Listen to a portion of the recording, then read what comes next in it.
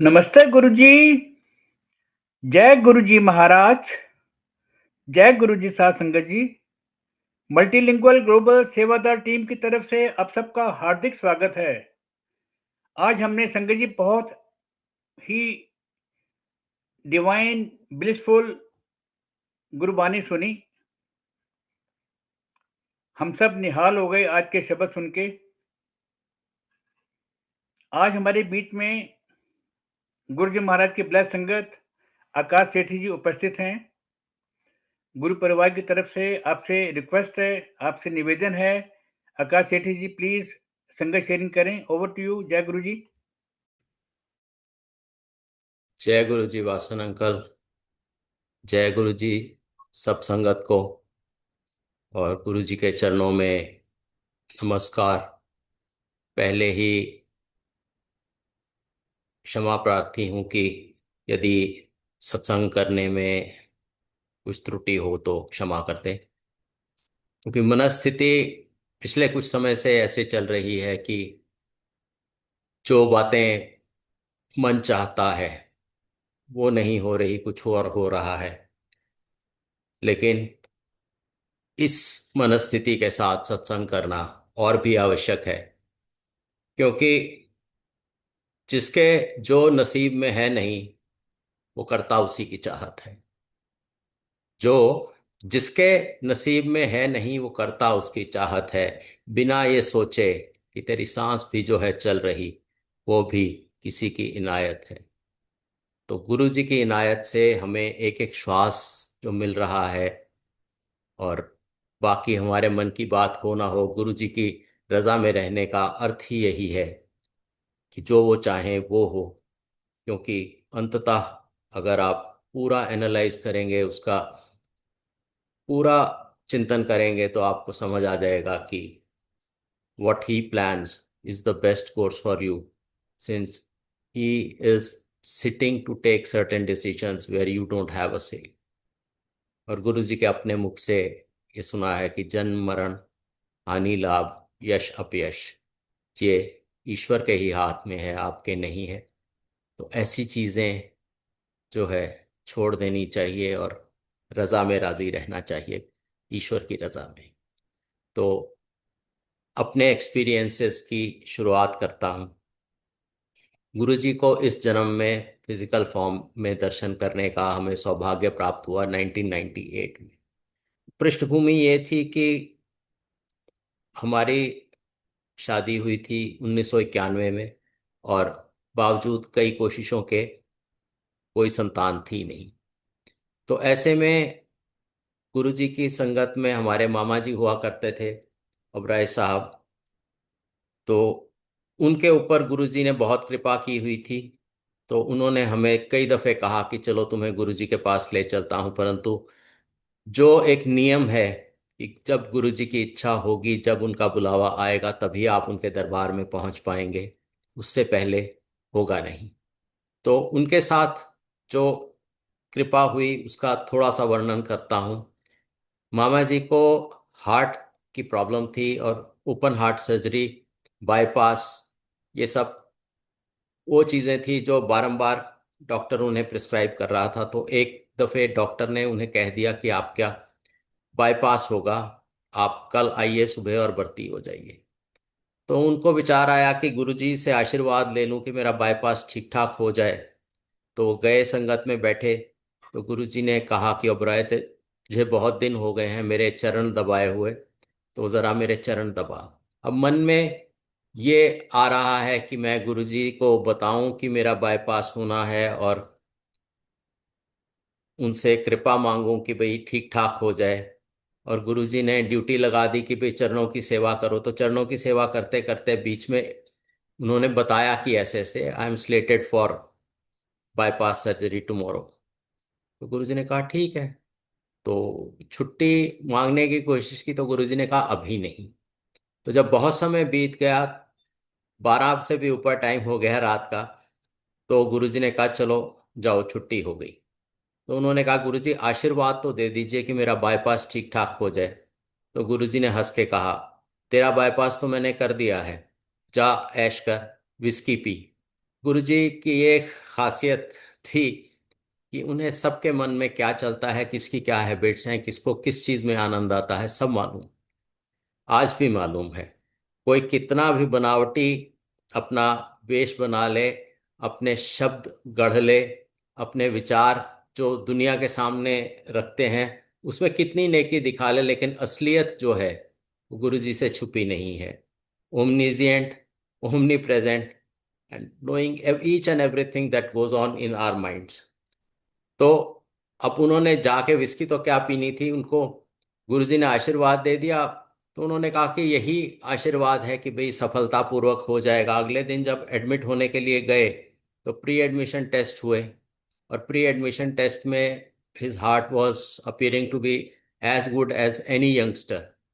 और डॉक्टर को जाके रिपोर्ट्स दिखाई तो डॉक्टर ने कहा कि शायद आपने कल बहुत आराम किया है, तो उसके कारण पैरामीटर्स सुधरे हुए हैं। आप ऐसे कीजिए, आज दिन भर भाग दौड़ कीजिए जैसे आप यूजुअली करते हैं, और उसके बाद आके शाम को दोबारा टेस्ट करवाइए।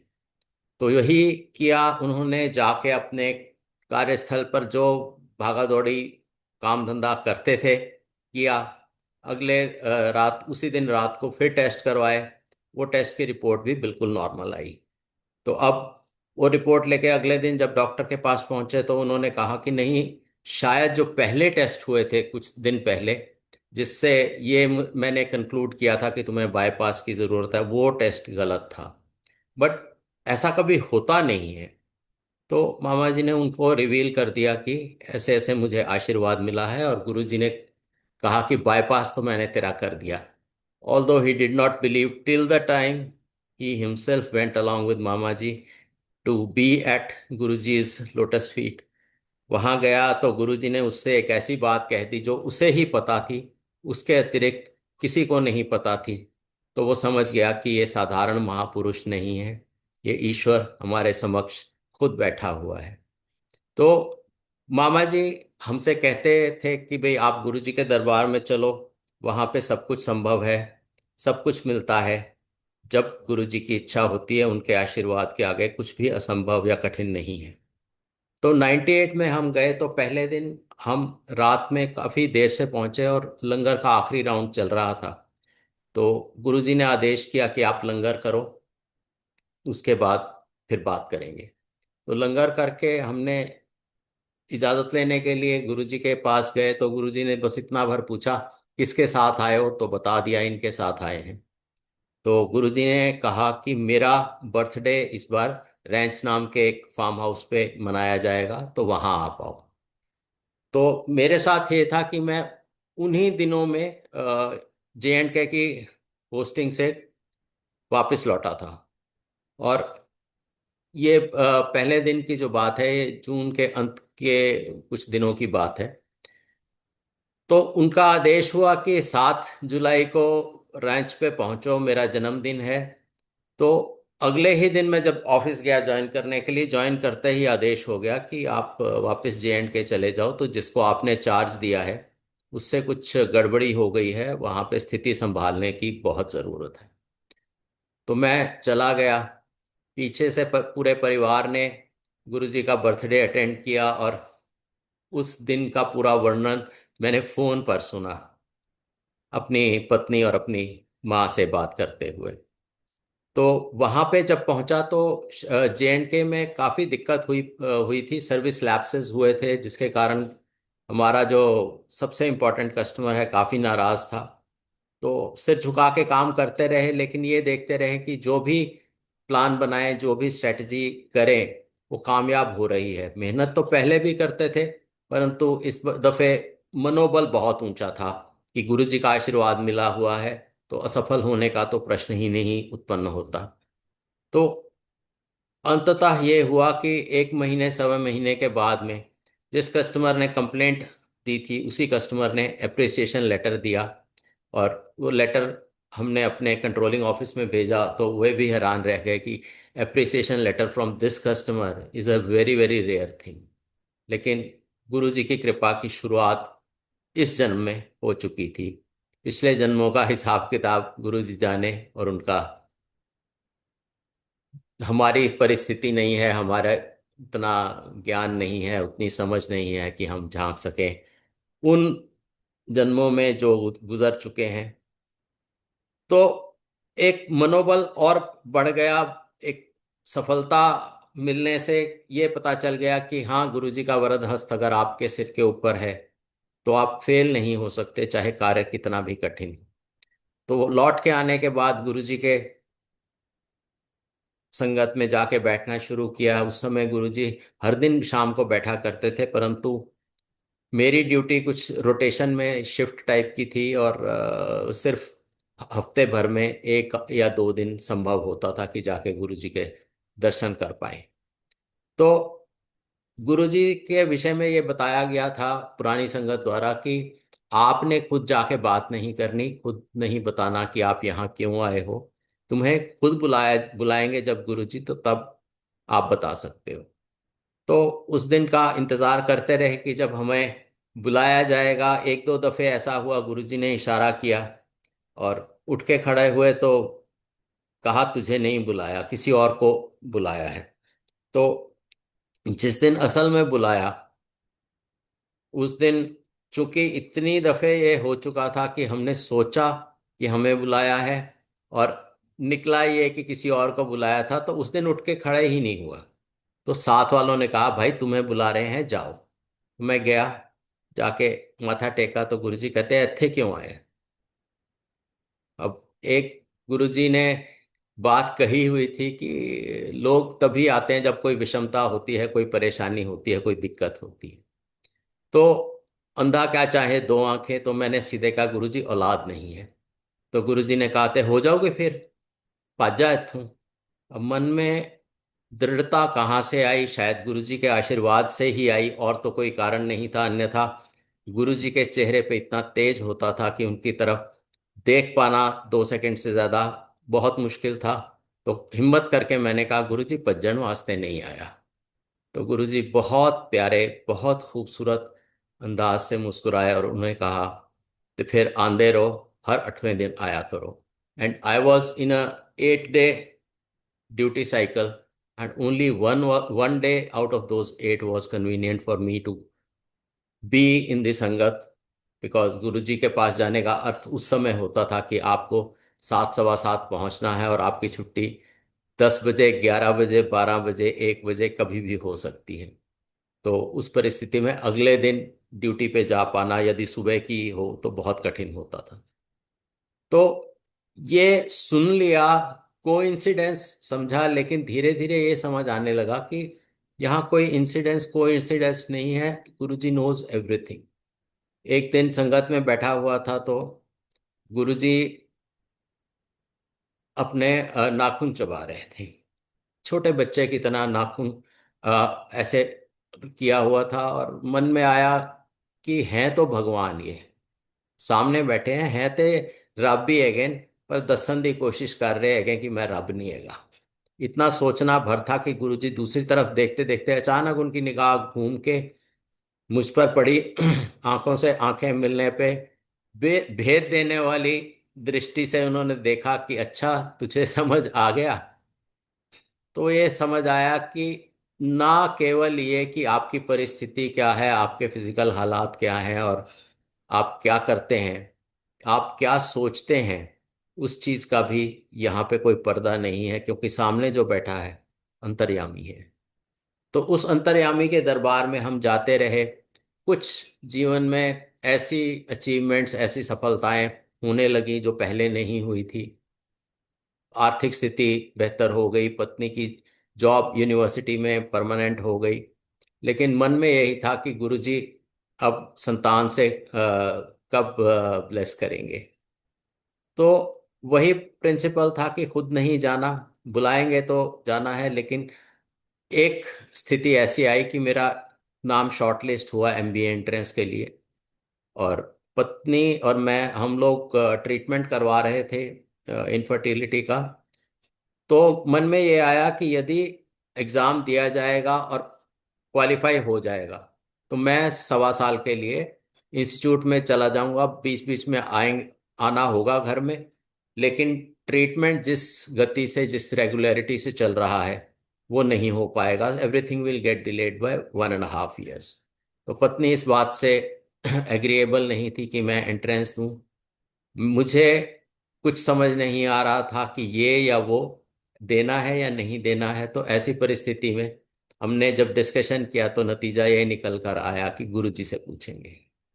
तो एक दिन लंगर शुरू होने से जस्ट पहले हमने जाके गुरुजी के चरणों में बैठ के उन्हें कहा कि गुरुजी ऐसे ऐसे मेरी शॉर्ट लिस्टिंग हुई है, एग्जाम दूं या ना दूं। अब उनके मुंह से सीधे ये निकला, अपॉर्चुनिटी नॉक्स ओनली वंस, मौका बार बार नहीं मिलता, तुम एग्जाम दो। तो पत्नी बहुत दुखी हुई कि भाई गुरुजी ने एग्जाम देने का रास्ता दिखाया है और जिसमें संभावना है कि 1.25 साल 1.5 साल सब कुछ डिले हो जाएगा। तो एग्जाम दे दिया। एग्जाम देने के बाद जब रिजल्ट आया तो उस दिन हम लोगों के ऊपर IUI नाम का एक प्रोसेस आखिरी, तीसरी और आखिरी बारी ट्राई किया जा रहा था। हम लोग हॉस्पिटल में थे। मैंने कह रखा था दफ्तर में कि मैं दोपहर के बाद आऊँगा। पहला सैंपल दिया लैब लैब में, तो उसने कहा नहीं ये ठीक नहीं है, आप रिपीट सैंपल दीजिए 3-4 घंटे बाद, तो तब उससे प्रोसेस शायद हो पाएगा। तो दफ्तर में फ़ोन किया और बताया कि भाई मैं सेकेंड हाफ भी नहीं आ सकूंगा ऑफिस। तो बॉस ने बड़े कठोर शब्दों में कहा नहीं, तो ऑफिस तो तुम्हें आना है, चाहे तुम 6 बजे आओ शाम को, you must come to the office, I want to talk to you. अब गए, सैंपल दिया, पत्नी की एक कलीग को बुलाया तो शी कैरिड हर होम। और मैं दफ्तर गया तो वहां जाके बॉस ने कहा तुम्हारा सिलेक्शन हो गया है, अब तुम बताओ तुमने ज्वाइन करना है नहीं करना है। ये ट्यूसडे तक जवाब देना है, आज फ्राइडे है, ट्यूसडे तक this answer is to this needs to be answered. शाम को उस दिन नहीं गए, अगले दिन नहीं गए। जब गुरुजी के संगत में अटेंड करने गए तो कहा, और मूर्खता ये कि जो सब जानता है उसे बताना, वही मूर्खता मैंने की। मैंने कहा गुरुजी सिलेक्शन हो गया। तो गुरुजी पत्नी की तरफ देख के कहते हैं कि तब तो कल्याण हो गया। उसके चेहरे पे कोई भाव नहीं था। क्यों नहीं था? कि उसकी चाहत कुछ और थी और गुरुजी की प्लानिंग जो हो चुकी थी उसके विषय में उसे नहीं मालूम था। तो मैंने कुछ दिन बाद जाके MBA ज्वाइन कर लिया। जब पहली ब्रेक हुई तो मैं घर लौट रहा था, तो पत्नी ने कहा कि एक प्रेगनेंसी टेस्टिंग किट लेते आइएगा। तो मैंने वो किट खरीदी। दैट वाज 1 जून। और आज ही के दिन सुबह 2 जून सन 2000 को सुबह टेस्ट किया और टेस्ट पॉजिटिव आया। तो समझ आया कि गुरुजी ने क्या कहा था कि फिर तो कल्याण हो गया। उनका अर्थ ये था। अब हम लोग तो वो रिजल्ट देख के पागल से हो गए। गुरुजी की फोटो को चूम रहे हैं, कभी हंस रहे हैं, कभी रो रहे हैं, क्योंकि जिस विषमता से गुजरते गुजरते हमें 8-9 साल हो गए थे, वो विषमता क्षण भर में ये कह के फिर तो कल्याण हो गया गुरुजी ने दूर कर दी। उसके बाद कृपाओं की झड़ी ही जीवन में चलती रही और चल भी रही है। तो जब गुरुजी को ये बताने के लिए, फिर मूर्खता कि हम बताएंगे गुरुजी को जो सब जानते हैं, उनके दरबार गए तो इससे पहले के पत्नी कुछ कहती, गुरुजी कहते मुझे सब पता है लेकिन हल्ले किसी ਨੂੰ नहीं दसना, कदों दसना है वो मैं ਤੁਹਾਨੂੰ दसांगा। So he knew it already, what has happened, what is going to happen. तो उसके बाद ऐसा एक इंतज़ाम हुआ कि पत्नी को कॉलेज आने जाने की दिक्कत भी ख़त्म हो गई, क्योंकि मैं इंस्टीट्यूट में था गुड़गांव में और उसे अप डाउन करना पड़ता था।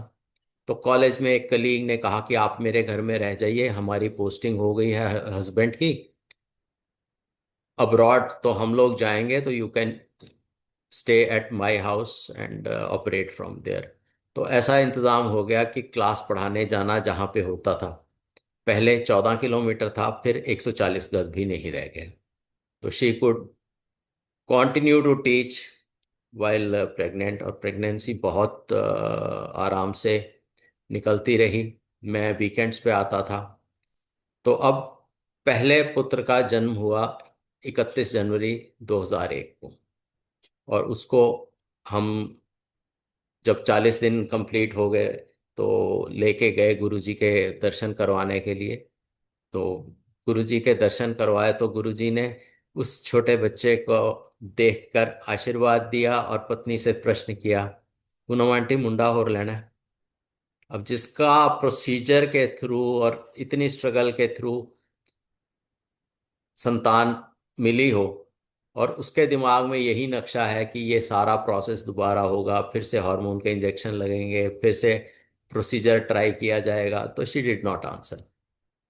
कंसिडरिंग कि एक बेटा है, 40 दिन का है, तो इस पूरी भाग दौड़ में with her husband being away still for more than 4 5 months were left at that time in completion of the course।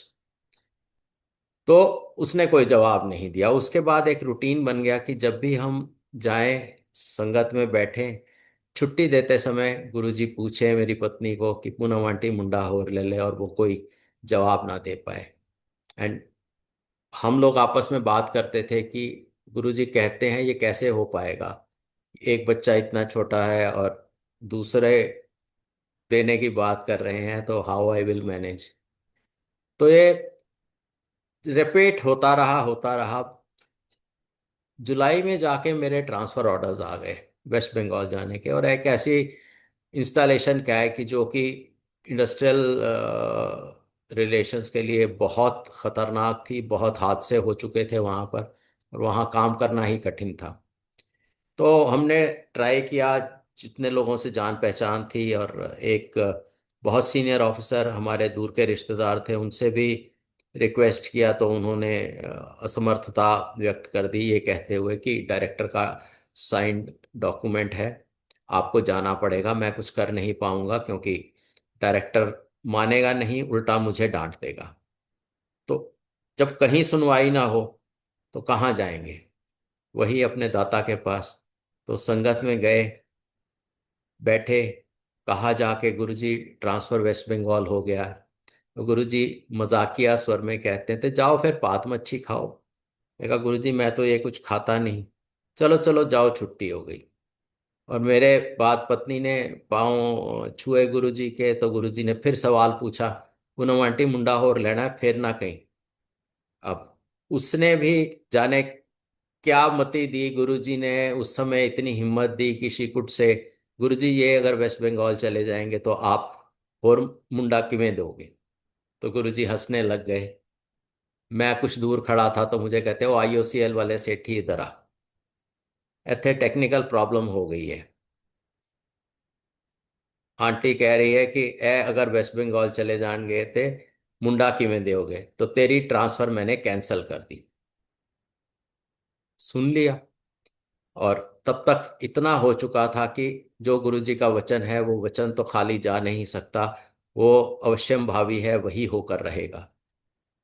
तो अगले दिन दफ्तर गए तो दफ्तर वालों ने पूछा कि कब रिलीव होके वेस्ट बंगाल जा रहे हो? तो मुंह से एकदम निकला कि हमारे तो ऑर्डर कैंसिल होंगे, हम तो नहीं जाएंगे। तो उन्होंने कहा शायद तुम्हारा दिमाग चल चुका है, डायरेक्टर के साइंड ऑर्डर अगर एग्जीक्यूट नहीं होंगे तो इस कंपनी में होगा क्या? पर गुरुजी का कहा ना हो ऐसा तो संभव ही नहीं था। तो एक दिन मेरे जो रिलेटिव थे, हाई रैंकिंग ऑफिसर थे, वो मुझे ऐसी जगह मिले जहाँ पे ना वो होने चाहिए थे ना मैं होना चाहिए था। हम एक तीसरे कॉमन नोन ऑफिसर के चैम्बर में मिले, और वो ऑफिसर छुट्टी पे था। तो उन्होंने देखते ही कहा कि भाई मेरे को दोबारा मत कहियो, वैसे जो तेरी प्रॉब्लम है, तेरे पिताजी की तबीयत खराब है, घर में छोटा बच्चा है, पत्नी दो इंस्टॉलेशन, दो एस्टेब्लिशमेंट मैनेज नहीं कर पाएगी अकेले, वो सब तू लिख के मेरे को फैक्स कर दे, then I will take up your case, और देखता हूँ क्या हो सकता है। तो मैंने पूरी क्या कहते हैं अपनी मजबूरियां, अपनी दिक्कतें लिखकर उन्हें फैक्स कर दिया, और जब वो बॉम्बे हेड ऑफिस लौटे तो उन्हें याद कराया कि ऐसे ऐसे फैक्स भेज दिया है। तो ऐसा हुआ कि ना तो मेरे ऑर्डर कैंसिल हुए और ना ही मेरे को रिलीव किया गया। तो यथास्थिति बनाए रखने के लिए संदेश आया, फोन पे बात की उन्हीं ने, और कहा कि ऑर्डर वॉर्डर ऐसे ही रहेंगे, तुमने जाना कहीं नहीं है, तुम जहां काम कर रहे थे वहीं पे वापस ज्वाइन कर लो। मैंने कहा करवा लेंगे, उन्होंने कहा हाँ वो उनको हमने समझा दिया है, वो आपको ज्वाइन करवा लेंगे। तो 2 साल ऐसा रहा कि ना ऑर्डर चेंज हुए, ना मैं रिलीव हुआ, ना मैं कहीं गया, मैं वहीं पे काम करता रहा। और गुरु जी की कृपा से घर की स्थिति बेहतर होती रही। ब्रदर जो फॉरेन असाइनमेंट पे गया था वो भी लौट आया, और उसके आने से काफी हम लोगों का जो लोड था वो बढ़ गया। इस दौरान ये मैं बता दूं कि जिस दिन मैंने वापस ज्वाइन किया था उस दिन 7 जुलाई थी, और गुरुजी के दरबार में शाम को माथा टेकने गया तो गुरुजी ने आंखें मिला के सिर्फ यूं किया कि समझ गया ना कि जो मैं कहता हूं वही होता है। तो वो तो एक ऐसा एस्टैब्लिश हो चुका है मन में कि जो वो चाहते हैं वही होता है, उनके मुंह से वाक्य होना चाहिए, उसके पूरे होने में कोई संशय, कोई शक, कोई दुविधा नहीं है। तो 2 साल के बाद बीच में ये हुआ कि हम लोग जाते थे तो पत्नी कहती थी कि गुरुजी कहते हैं मुंडा होर लल्ला, मुंडा होर लल्ला। तो मैं क्या जवाब दूं? तो मैंने कहा जो आपकी इच्छा हो वो जवाब दो। तो उस दिन ऐसा हुआ कि गुरुजी ने जैसे ही प्रश्न किया कि पूनम आंटी मुंडा होर लेना है, तो शी सेड गुरुजी जो आपकी इच्छा। And 2 days after that she again tested positive. तो गुरुजी जहाँ पे हम एक संतान के लिए मांगने गए थे, गुरुजी ने अपने मुख से वचन करके दूसरी संतान भी दे दी। तो 2003 में मेरा ट्रांसफर हुआ बॉम्बे। तो मैंने जाके गुरुजी को बताया कि गुरुजी ट्रांसफर बॉम्बे हो गया। कहते बहुत बढ़िया है, जाओ फिर। And with his blessings that tenure was the best tenure I have ever had outside Delhi. Lot of achievements, बहुत कुछ हुआ। और वहाँ पे गुरुजी ने एक संगत को भेजा ये कह के कि जाओ, सेकंड फ्लोर पे घर है, साफ सुथरा रखा हुआ है, जाके उनसे मिल के आओ। तो वो व्यक्ति आया, संगत का बंदा। तो उसने पूछा कि गुरुजी को आपने बताया हुआ है कि आप सेकंड फ्लोर पे रहते हो? तो हमने कहा नहीं, हम तो कम ही जा पा रहे हैं गुरुजी के दरबार में, जब छुट्टियां होती हैं हम दिल्ली जाते हैं तो जा रहा। और इस बात पे तो कोई डिस्कशन नहीं हुआ, और ना हमने रिवील किया कि हम सेकंड फ्लोर पे रहते हैं। कहते हैं उन्होंने मुझे कहा कि जाओ सेकंड फ्लोर पे रहते हैं, साफ सुथरा रखा हुआ है। तो मैंने रिकॉल किया कि एक दिन छोटा बेटा मेड के ने उठाया हुआ था उसको, और बालकनी में उसको बिठाया हुआ था वॉल पे। और मैं कमरे में सो रहा था, मेरी आंख खुली तो मैंने देखा कि मेड के हाथ हट चुके हैं उसके पास से, और शी इज लुकिंग एल्सवेयर। और कुछ समझ नहीं आया, मुंह से यही निकला गुरुजी बचा लो। और बेटा टॉपल हुआ, लेकिन बालकनी के अंदर हुआ, और मैंने उसे उठा लिया। तो समझ आ गया कि गुरुजी को कैसे पता, उस समय की सोच कैसे पता कि सेकंड फ्लोर पे घर है। और अब की सोच ये कहती है कि वो सब पता है कि सेकंड फ्लोर होना कोई बहुत आश्चर्य की या ऐसा विस्मय करने की बात नहीं है। Because someone who is God himself knows everything, is everywhere, उसके बारे में ऐसा सोचना भी कि उन्हें कैसे पता, गलत है। क्योंकि ईश्वर पे आप संशय नहीं कर सकते। तो वहां पर एक इंसिडेंट और हुआ, जब 26 जुलाई 2005 को बॉम्बे में सैकड़ों साल बाद पहली बार बाढ़ आई। हाई टाइड थी, शहर की ड्रेनेजेस चौक थी, मीठी नदी भी उफान मार रही थी। और उस परिस्थिति में हम लोग दफ्तर से निकले, और ये हुआ कि ट्रेन्स भी कैंसिल हो गई, और रोड्स भी सारी चौक हो गई, पानी एकदम ठहरा हुआ था। तो एक मित्र मेरे साथ था जिसे स्विमिंग आती थी। वो कुछ दूर तक हमारे साथ गया, उसके बाद वो खड़े पानी में स्विम करके घर पहुंचा। मेरे केस में यह है कि मुझे स्विमिंग ना आती थी, ना आती है। और दूसरा मित्र था, उसके बेटे को स्कूल वालों ने रोक रखा था कि परिस्थिति नहीं है, बसें चल नहीं पा रही हैं, बच्चे रात को यहीं रहेंगे। तो वो कहता है कि भाई मुझे मेरे बेटे से एक बारी मिल लेने दो। हम गए, वो बच्चा वहां पे मस्त था, दोस्तों यारों में बैठा हुआ था, तीसरी या चौथी क्लास का बच्चा था। तो टीचर ने कहा आप निश्चिंत रहिए, हम लोग इनको रात भर रख रहे हैं, सुबह बताएंगे जो भी फैसला होगा, इनको घर भेज पाएंगे या आपको लेने आना पड़ेगा, वट एवर इज डिसाइडेड। तो हम ने घर पे फोन किया तो पत्नी ने कहा यहाँ 6-7 फुट पानी है और आपको स्विमिंग नहीं आती, आप मत आइए। वापस ऑफिस फोन किया कि क्या लौट सकते हैं, कुछ इंतजाम है? उन्होंने कहा इंतजाम तो जो था वो पूरा एग्जॉस्टेड है, यहाँ पे बैठने की भी जगह नहीं है, बिकॉज एवरीबडी हैज रिटर्न। तो एसवी रोड के ऊपर एक हाई पॉइंट पे मैंने गाड़ी पार्क की, और रात भर मैं और मेरा दोस्त हम उस गाड़ी में सोए। और ऐसा भी नहीं है कि जो लोग गाड़ी में सोए वो सब सुबह तक सही सलामत थे। जहां पानी चढ़ा वहां पे ये हो गया कि ये जो इलेक्ट्रॉनिक सिस्टम वाली गाड़ियां हैं इनकी खिड़कियां लॉक हो गई, शॉर्ट हो गई बैटरी, और they had a dreadful death. लेकिन जहां हम खड़े थे गुरुजी की मर्जी से वहां 2 फुट पानी भी रात में जमा नहीं हो पाया। कृपाओं का कोई अंत नहीं है, कृपाएं इतनी इतनी की हैं गुरुजी ने कि बताने में भी लगता है कि आप छोटी छोटी जो उनके रजा के कारण जो विषमताएं होती हैं, जो नुकसान होते हैं, उनको सोच के आप गिले करने लग जाते हो, शिकायतें करने लग जाते हो। जो इतना कुछ मिला है, जो इतना कुछ हुआ है, उसके लिए शुक्रगुजार नहीं होते हो। एक और वाकया हुआ कि मैं गुरुजी के बर्थडे वाले दिन हम लोग मतलब दिल्ली आए हुए थे, मैं और मेरी पत्नी और बच्चे। तो पीएचडी के थीसिस की सबमिशन, प्री सबमिशन प्रेजेंटेशन थी पत्नी की। तो since it was planned for the Guru Purnima day, तो हम लोग दिल्ली आए और प्लान ये किया कि मैं गुरुजी का बर्थडे अटेंड करके वापस लौट जाऊंगा, और पत्नी जो है वो अपनी प्रेजेंटेशन करेगी गुरु पूर्णिमा वाले दिन, और उसके बाद फिर शी विल रिटर्न। और यहाँ पे बैकग्राउंड ये भी है कि उस समय तक she did not know how to make a good presentation.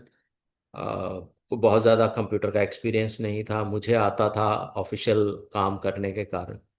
तो गुरुजी के बर्थडे को आप लोग जानते हैं कितनी भीड़ होती है। उस समय आज जितनी नहीं तो उससे आधी भीड़ तो थी ही। तो ऐसे माहौल में जहां सेवादार कह रहे थे कि दूर से हाथ जोड़ के आगे बढ़ते रहो, झुकने की जरूरत नहीं है, माथा टेकने की जरूरत नहीं है, so that everybody can have Darshan of गुरु जी। तो हम लोग निकल रहे थे, गुरु जी ने इशारा करके बुलाया। तो इतनी भीड़ में बुलाया, क्यों बुलाया? और मेरे कान में कहा तू गुरु पूर्णिमा नू ही इत्थे हाजिरी देनी है। सुन लिया। 7 जुलाई थी, 7 जुलाई के बाद 11 जुलाई की बात है 2006 की। तो पत्नी को कहा, पत्नी ने कहा कि इसलिए गुरुजी ने आदेश किया है कि आप प्रेजेंटेशन बनाने में मेरी मदद करो। मान लिया। मानने के सिवा कोई चारा नहीं। जिस कार्य में, जिस स्थिति में हमारा मालिक भी खुश और घर की मालकिन भी खुश, उससे बेहतर क्या हो सकता है। दफ्तर में इन्फॉर्म किया कि छुट्टी बढ़ानी पड़ेगी। और गुरु पूर्णिमा वाले दिन उसने प्रेजेंटेशन की, बहुत अच्छा रिस्पांस मिला। The guide and other attendees, they were very very happy and very appreciative of the way the work had been done on PhD। तो शाम को फिर हम बड़े मंदिर गए, और मन में ये आ रहा था कि गुरुजी ने रोका है, गुरुजी ने बुलाया है, गुरुजी ने कहा है कि तू गुरु पूर्णिमा नू भी इत्थे हाजिरी देनी है, तो आज तो देखेंगे ना। तो गए वहां से, सामने से गुरुजी दूसरी तरफ देख रहे थे। एक 2 सेकंड जितना टाइम विंडो होती है जो सेवादार अलाउ करते हैं, उसके दौरान आगे ना बढ़ो तो फिर कहते हैं आगे बढ़िए आगे बढ़िए। उस दौरान गुरुजी ने देखा ही नहीं। मन में बड़ा आया कि गुरुजी ने खुद रोका है, कम से कम एक निगाह देख तो लेते। पर नहीं देखा। हम आगे बढ़ गए, बाहर जाके लंगर किया, वहां से आदेश हो गया कि दोबारा आके माथा टेकने की जरूरत नहीं है, बहुत भीड़ है, आपको यहीं से छुट्टी है। तो छुट्टी लेके बाहर निकला तो फोन ऑन किया, क्योंकि मंदिर में जाने से पहले ऑफ कर दिया करते थे, अब भी कर दिया करते हैं। तो फोन ऑन किया तो कितने ही मैसेज आए हुए, कितने मिस्ड कॉल्स और क्या क्या, कि आप कहाँ हैं, क्या आप ठीक ठाक हैं, होप यू आर ओके। तो जिसका लास्ट मैसेज आया था मेरे मित्र का, मैंने उसे फोन मिलाया और मैंने कहा कि यार ये ऐसे मैसेज क्यों आ रहे हैं। कहता है जो हमारे ऑफिस का लोकल स्टेशन है, वो स्टेशन यानी मतलब बांद्रा, और उससे आगे के 3 स्टेशन में बॉम्ब ब्लास्ट हुए, that is why people are worried. क्योंकि आपका किसी से संपर्क नहीं हो पा रहा था, तो उन्हें लगा कि कहीं कुछ हो ना गया हो। लेकिन हमें क्या होना है, हमें बचाने वाले, हमें बारंबार जीवन दान देने वाले गुरु जी जो है, उनके लिखे के अनुसार ही होगा, जो भी होगा उनकी रजा से ही होगा। तो 2007 में शुरू शुरू में जनवरी फरवरी में जाके गुरुजी के दरबार में माथा टेका, तो गुरुजी कहते तू बॉम्बे तो वापस आ गए। तो मैंने कहा नहीं जी, मैं तो बॉम्बे में ही हूँ। तो तेनू नहीं कह रहा, किसी और से बात कर रहे थे। पर इतना हिंट तब समझ में आना शुरू हो चुका था कि यदि कहा है तो फिर से वचन सत्य ही होगा और कुछ नहीं होगा।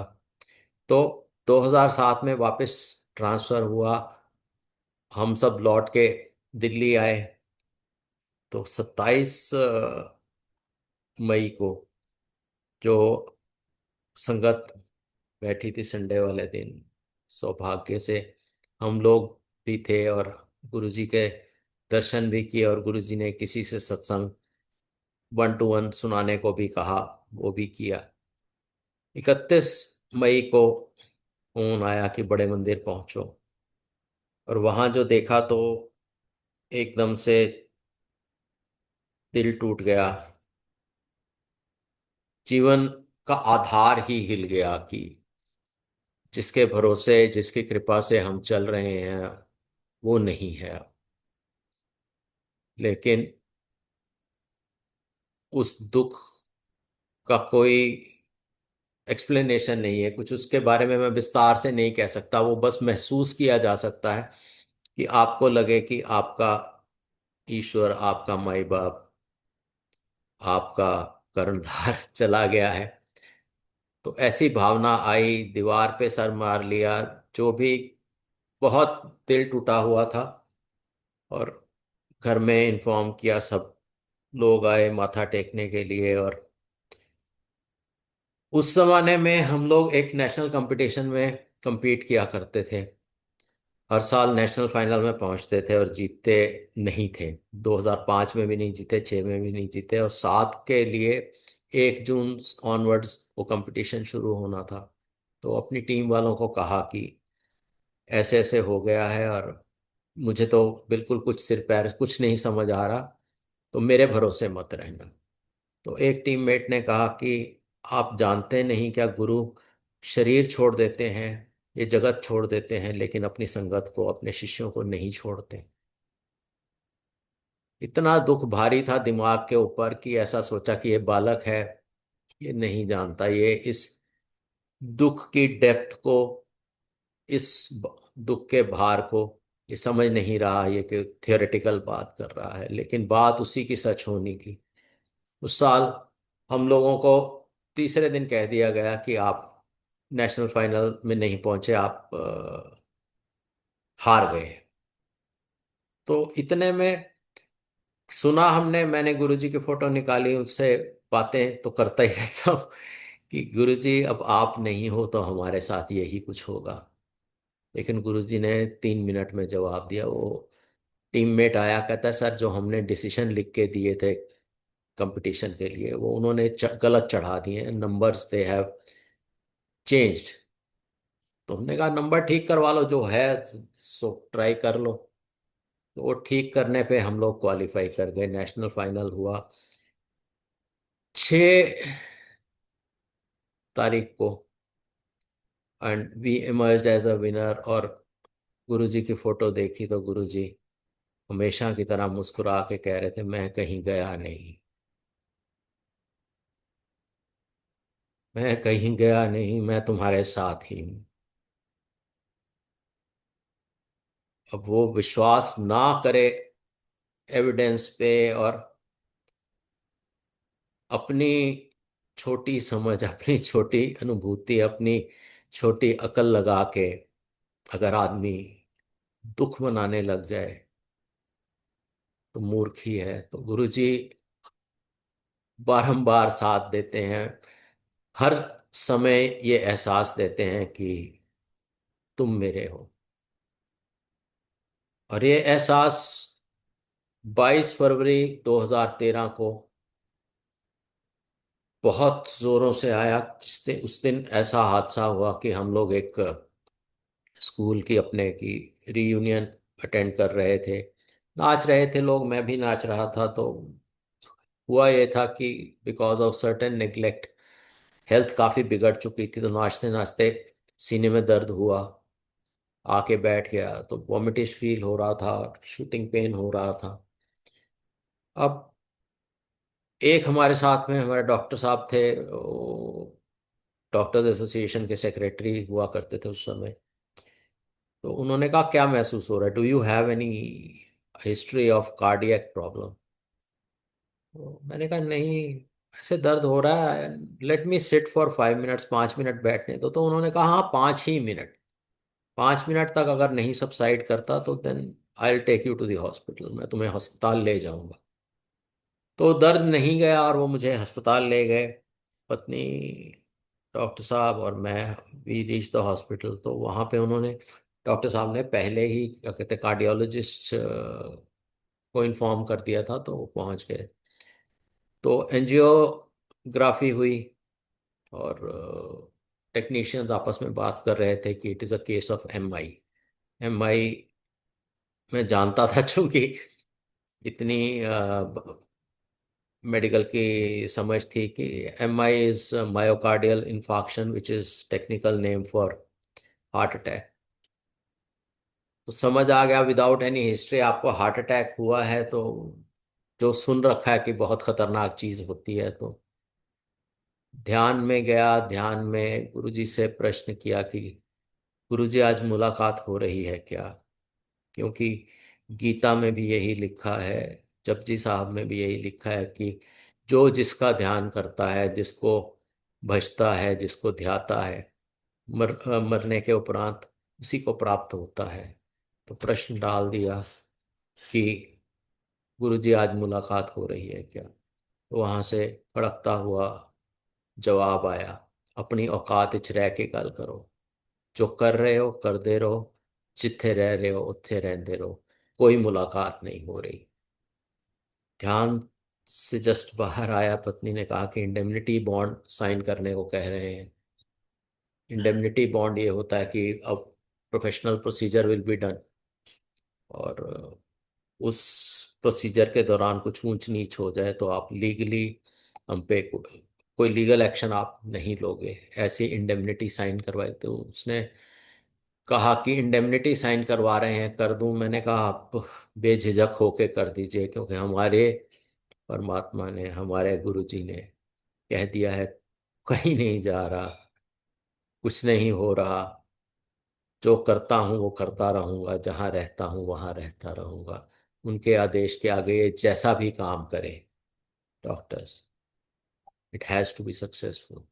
वही हुआ, उस कष्ट से निकाला, प्राण रक्षा की। आज तक समझ लीजिए 13 साल से ऊपर हो गए, आपके सामने हूँ, पहले से बेहतर हूँ।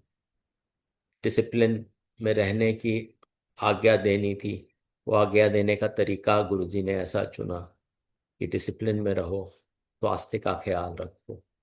तो उनके आदेश का पालन है, एक एक पल उनकी याद और उनकी साधना, उनका नाम नसीब हो जाए तो उससे बड़ा नसीब क्या होगा। एक दफे भजन लिखने का सौभाग्य प्राप्त हुआ था, जो गुरु जी की सीडी में आया था कि चरना 'ਚ तेरे बैठ के गल समझ एहो आंदी है, किस्मत नू कर दे सब सलामा, वो ते तेरे दर्द ही बांधी है, वो ते तेरे दर्द ही बांधी है। जय गुरु जी। कोई त्रुटि हुई हो, कोई गलती हो तो गुरु जी क्षमा करें। जय गुरु जी।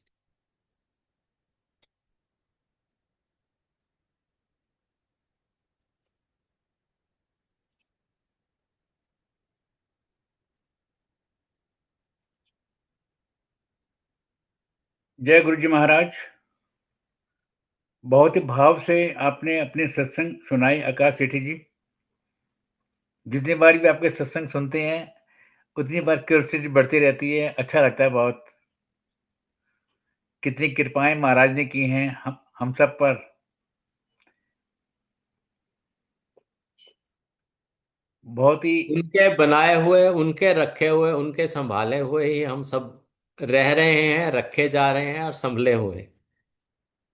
वो डोर छोड़ दें, डोर तोड़ दें, ऐसा संभव नहीं है। उन्होंने एक दफे अडॉप्ट कर लिया, किसी क्लास में, कच्ची क्लास में, पक्की क्लास में, 7वीं क्लास में एडमिशन दे दिया अपनी संगत के। उसके बाद फिर सोचना उनका काम है, आप उनके बताए रास्ते चलते रहो बस। बेशक 2 जून का दिन इतना मेमोरेबल डे है आपकी लाइफ में। जी। मुझे पहली बारी आज आपका सत्संग से मालूम पड़ा। जब सत्संग की डेट आपको दी गई थी तब आपकी मेरी इस बारे में कोई बात नहीं हुई थी। जी, तब कोई बात नहीं थी इस विषय में। और कितना मतलब ये भगवान को सब पता है कि किसकी लाइफ में कौन से स्वर्णिम क्षण हैं। सच्ची बहुत ही कृपालु हैं हमारे कृपा निधान। जी। एक बार फिर गुरु परिवार की तरफ से बहुत-बहुत धन्यवाद आपका। आपका बहुत बहुत शुक्रिया कि आपने ऐसे शुभ दिन को, जिस दिन हमने पहली बारी बहुत ज्यादा शुक्र मनाया था गुरु जी का, उनको शुक्रिया कहा था, उनकी फोटो चूमी थी, हंसे थे, रोए थे उनकी फोटो के सामने। I can visualise. उस दिन आपने, उसी डेट को आपने आफ्टर गुड 26 years सत्संग करने का मौका दिया। I can visualise your happiness, inner happiness. महाराज की कृपा आप पर बनी रहे, परिवार पर बनी रहे, हम सब पर, गुरु संगत पर बनी रहे। गुरु महाराज जी से आज्ञा लेते हैं। जय गुरु जी।